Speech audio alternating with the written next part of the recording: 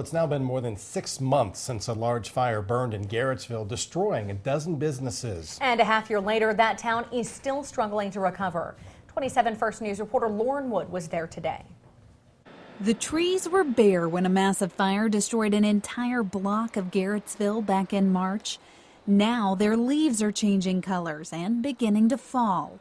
Just like the trees, the town has seen a world of change in the past 7 months. There was a lot of tourism, a lot of people who came from the surrounding counties and even further away to come to Garrettsville and check out all the neat little stores. Brandy Wiles Evans owns Second Style on Main Street. She says these days things are slow. Saturday's customers are the same customers that you see on Tuesday, and there are a lot fewer of them. Business owners tell me that before the fire, it was difficult to even find a parking spot on the weekend here in downtown.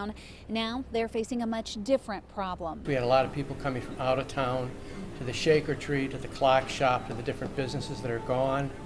So there's less reason to come into town during the middle of the day. Nick Ehlert tends the bar at Sean's Pub. He says they still get a good crowd at dinner time, but during the day things are slow. Attorney Dan Timmons says it's that way for much of downtown. It's certainly not the same for them. I mean, we were fortunate we found another office right on Main Street. His law office was one of 12 businesses that burned in the fire.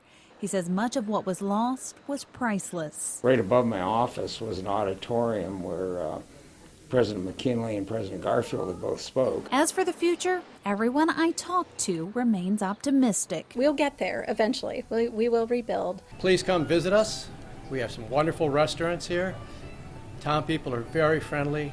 It's a charming little town, and try to help us out a little bit. Really appreciate it. In Garrettsville, Lauren Wood, WKBN 27 First News.